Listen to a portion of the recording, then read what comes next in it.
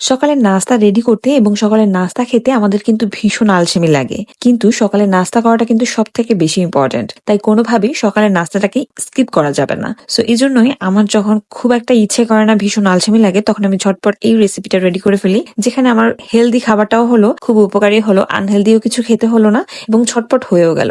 এখানে আমি কিছুটা ময়দা বা আটা নিয়েছি, তারপর একটা ডিম নিয়েছি, লবণ নিয়েছি, কিছুটা কালো জিরে নিয়েছি এবং সামান্য একটু চিনি নিয়েছি।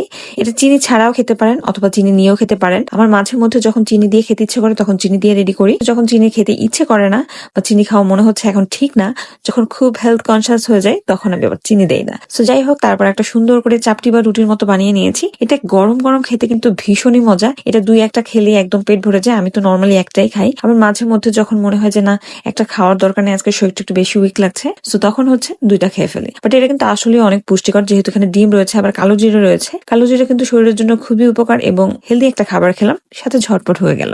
এইভাবে সবাই একবার হলেও ট্রাই করবেন। এটা খুবই সহজ একটা রেসিপি। আপনার সকালের ব্রেকফাস্টটা খুব সহজেই হয়ে যাবে। আজকের রেসিপিটা কেমন লাগলো সেটা অবশ্যই কমেন্টসে জানাতে ভুলবেন না। সো আল্লাহ হাফেজ।